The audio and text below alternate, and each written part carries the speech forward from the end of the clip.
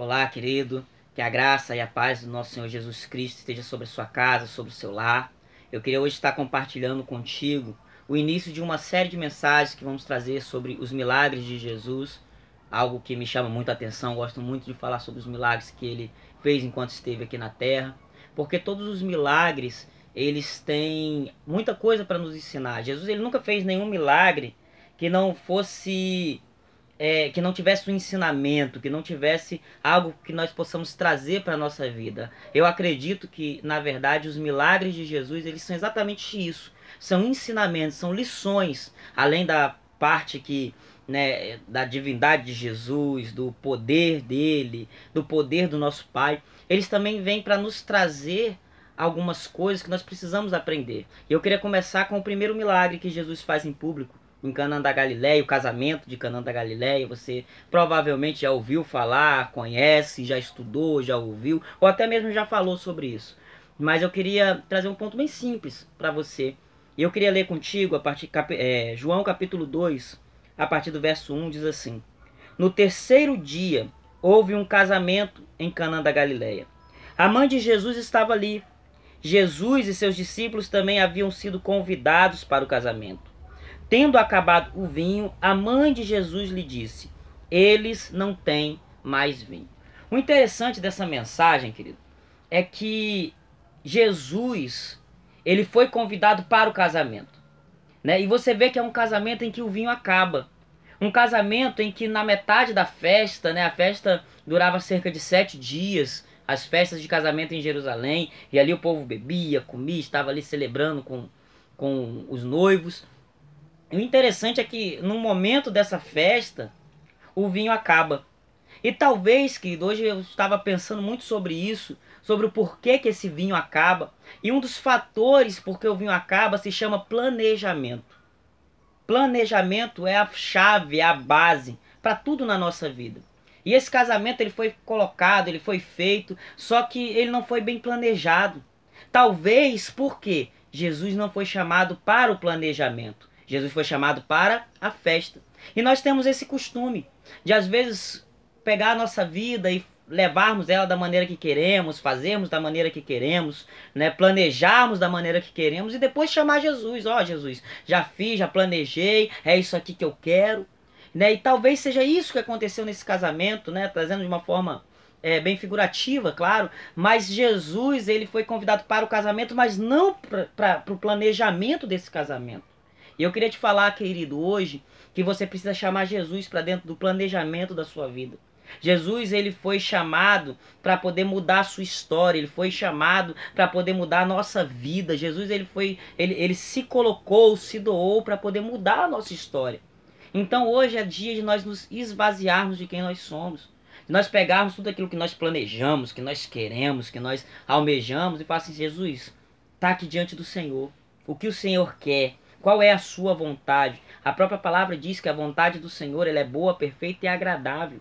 Então, se ela é boa, perfeita e agradável, ela é muito melhor do que a minha, do que a sua. E nesse casamento, a Bíblia diz que Jesus ele chega num momento crucial. Jesus ele está ali com seus discípulos. E o mais interessante dessa palavra é que Jesus ele foi convidado.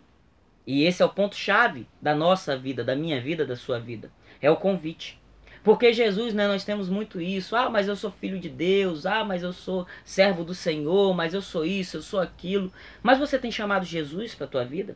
Ele tem sido convidado de honra da sua história. Ele tem sido convidado de honra do seu chamado. Ele tem sido convidado de honra da tua família. Ele tem sido convidado de honra das tuas finanças. Ele tem sido o convidado de honra da nossa vida. E o mais interessante é que Jesus, ele é convidado para fazer parte de um casamento. O convite é crucial. Jesus ele não é invasor. Jesus ele não vai invadir a tua vida. Jesus ele não vai te dominar. Jesus ele não vai tomar conta, não. Ele precisa ser convidado. Ele precisa que você o convide para fazer parte da sua história. O convide para ser o Senhor da sua vida. O convide para ser aquele que vai direcionar os seus caminhos. Jesus ele chega nesse casamento. E o mais interessante de tudo, o mais louco de tudo, é que no momento em que algo dá errado, no momento em que as coisas não estão bem, no momento em que tudo seria vergonha, seria desonra, Jesus ele vem com a solução. Jesus ele está ali e ele fala assim, olha, encha as talhas de água, porque eu vou fazer alguma coisa. Eu queria te falar, querido, que Jesus ele quer mudar a sua história. Mas tem dois pontos cruciais. O primeiro dele é que você precisa convidar ele para a tua vida. Nada, Jesus não vai fazer nada se você não convidar, se não houver um convite, se você não chamar ele para ser o Senhor da sua vida, se você não chamar ele para ser o dono da sua vida. E quando ele está lá nesse casamento, como convidado de honra, ele dá ordens. E eu queria te falar que não adianta nada você ter Jesus enfeitando a sua parede, você ter Jesus enfeitando a sua sala, você ter Jesus enfeitando a sua igreja, você ter Jesus, como alguns fazem, Bíblia aberta em versículos, em salmos, em passagens. Não adianta de nada. Você ser um bom estudioso, não adianta de nada. Mas quando você pega tudo aquilo que ele deixou escrito, tudo aquilo que ele escreveu para a sua vida, e faz disso a sua regra, faz disso a sua base, faz disso o caminho verdadeiro para você, ele pode mudar a sua história. Ele tem o domínio. Então hoje é hora de nós pararmos de dizer que somos filhos de Deus, de falar que somos isso, somos aquilo, e começarmos a viver a obediência ao Senhor. A Bíblia diz que a mãe dele, Maria, ela fala para os copeiros, para os serviçais, ela diz assim, ó, fazei tudo o que ele te disser. E você quer mudar a sua história?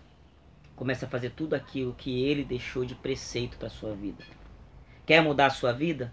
Quer que as coisas comecem a ter um rumo diferente? Uma trajetória diferente? Então o segredo é esse. Chama ele para a tua vida e faz tudo aquilo que ele te manda fazer. O principal desse milagre foi isso. Jesus ele estava ali para dar uma ordem. E quando a ordem foi obedecida, a Bíblia diz que eles encheram de vinho, encheram de água. A água se transformou em vinho, deu ao mestre Sala, o mestre Sala bebeu. E quando ele bebeu, ele falou assim, olha, muitos dão o melhor vinho no início, e quando todos já estão saciados, eles dão um vinho de qualidade inferior. Mas vocês fizeram o contrário. Guardaram o melhor vinho para o final da festa. Eu queria te falar que o melhor vinho ainda está por vir, querido. O melhor vinho da sua história, a melhor parte da sua vida ainda está para chegar. Chame Jesus. Chame Jesus para fazer parte disso. E ele vai te dar o melhor vinho, a melhor alegria que você já teve na sua vida. Amém, querido? Fica com essa palavra. Que a graça, a paz e o amor de Jesus esteja sobre a sua vida. Que você possa receber, guardar e obedecer a Jesus todos os dias. Amém? Fica com Deus. Que o Senhor te abençoe em nome de Jesus. Amém.